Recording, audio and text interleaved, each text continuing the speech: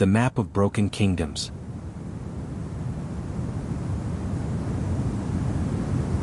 The morning after the ambush felt unreal, too quiet, too serene, as if the land itself refused to acknowledge what had happened the night before.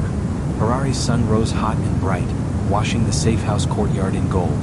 Birds perched on the mango tree, chattering as if nothing in the world had ever been dangerous. Inside the house, however, danger hung like a ghost. Pavel stood over the dining table, staring at the disassembled pieces of the mysterious clay object. They had cleaned it with gentle brushes and distilled water, revealing grooves, old carved grooves, that formed something unmistakable. A map, or part of one. Tanya leaned against the door frame, arms folded. "You didn't sleep," she said. Pavel didn't answer. He didn't need to. His mind had been racing since midnight, replaying the masked men, the symbol they left behind, the speed and precision of their attack, and the chilling words they hissed at Shona. "He has returned, the bloodline awakens." Now, morning light glinted off the clay shards. They shimmered faintly, as though reacting to sunlight for the first time in decades. "This isn't a full map," Pavel murmured. "It's a fragment." Tanya crossed the room and set a cup of mahu beside him. "Drink. You think better when you're hydrated." He chuckled weakly. "You're starting to sound like my mother." "You wish," she replied, smiling for the first time since the ambush. But the smile didn't last. She tapped a spot on the clay. "This part here, these markings, they look like the Soko ruins, but the orientation is wrong." "Meaning?" "Meaning?" She inhaled sharply. "It might be a map from before the Rozvi Kingdom fell, before the colonial redraw." Pavel straightened.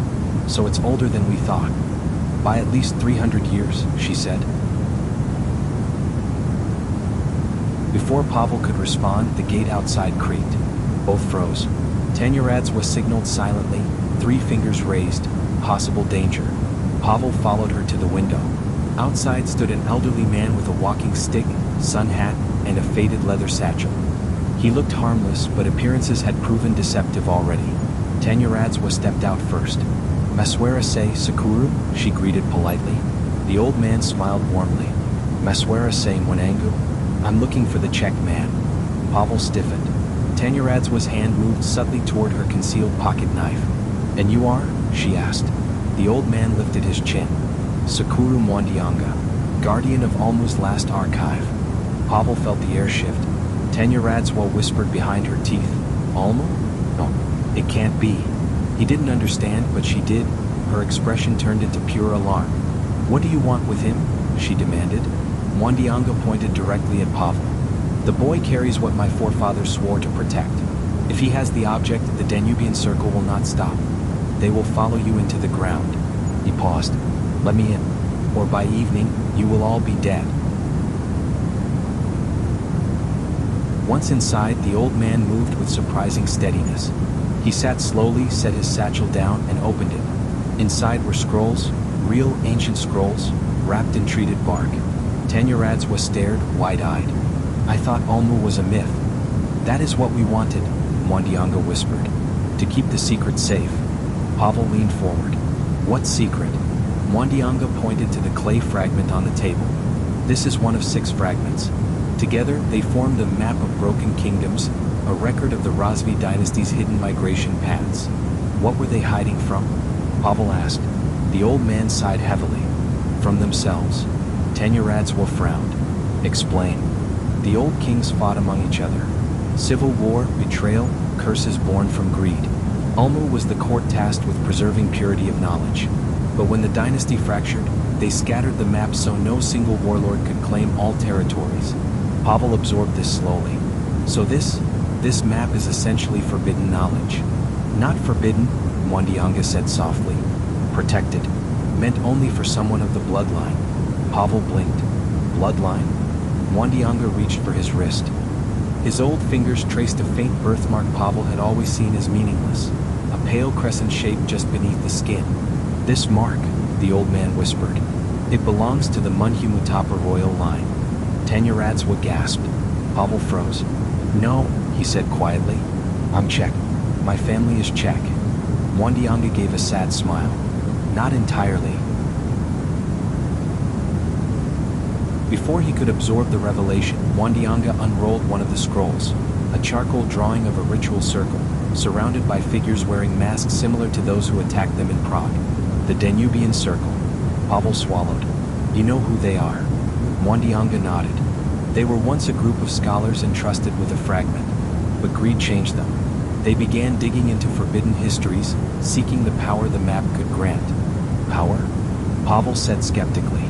Knowledge of ancient routes, hidden forts, buried wealth, ritual sites. He paused. Sites where kings were crowned or overthrown. Tanyaradzwa knelt beside the table. So they're not just after the map. They want what the map leads to. Exactly, Mwandionga said. And now that the boy has surfaced, direct descendant of the lost prince, they will stop at nothing. Pavel felt a cold weight in his stomach. He had come to Zimbabwe to learn about his ancestor, not to become a target, not to be told he carried royal blood, not to be thrust into a centuries-old war. Why me? He whispered. Because your ancestor fled with the final piece, the old man said. A fragment that has never been found. The old man reached into his satchel again and produced a wooden cylinder, beautifully carved, blackened by age. This is the second marker, Mwandionga said. It belongs with your fragment. Together, they reveal the next step. Pavel's hands shook as he lifted it. It felt impossibly ancient, smooth, cool, heavy with meaning. Tanyaradzwa leaned closer. Where does it lead? The old man tapped the clay fragment and then the cylinder. To the Ganarizu. Pavel frowned. Isn't that a national park? It is, Tanyaradzwa said. But it's also huge, wild, and remote. Mwandionga nodded. Inside its cliffs lies the Valley of Bones, a place the Rozvi used for coronations and burials. Pavel felt the weight settle deeper. Mwandionga continued.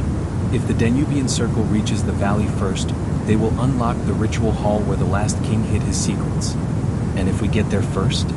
Pavel asked. The old man looked directly into his eyes. You will learn why your ancestor fled. The safe house felt suffocating. Too many truths, too many dangers, too many expectations.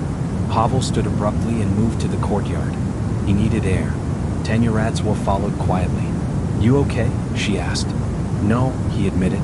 The breeze rustled the mango leaves. Insects buzzed. Life moved on, oblivious to his inner storm. I came here to learn about my heritage, Pavel whispered.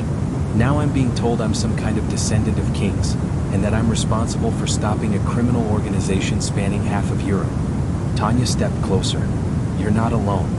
He looked at her, really looked at her. The dust on her boots, the fatigue under her eyes, the quiet resolve in her jawline. You chose to stay, he said softly. She shrugged. I'm a tour guide. Adventure is in the job description. But the warmth in her smile said something else. Something deeper. We'll figure it out together, she added. He nodded slowly. Okay. Inside, Mwandionga had repacked his scrolls. Time is short, he said. By now, the circle will have tracked your movements. Tracked. Pavel repeated. They bribed airport officials, police, even border agents. They've been preparing for this moment for years. Pavel exhaled sharply. So we leave now, Tanya said. Yes, Mwandionga agreed. At dusk. Why dusk? Pavel asked. Because the city listens, the old man replied. At night it sleeps. Late afternoon sunlight stretched across Harare when Tanyaradzwa's cousin arrived with a dusty Land Cruiser. Supplies were loaded, water jugs strapped, fuel tanks checked. The old man sat quietly watching the sky. Just as they were preparing to depart, a message pinged on Pavel's phone. A known number. No text. Only an image.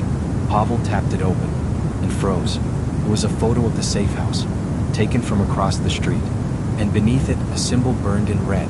The Danubian Circle had arrived. Tanyaradzwa leaned in. What is it? Pavel showed her. Her face drained of color. Mwandionga closed his eyes. It has begun. The door of the Land Cruiser slammed shut. Pavel tightened his grip on the marker. The engine roared to life.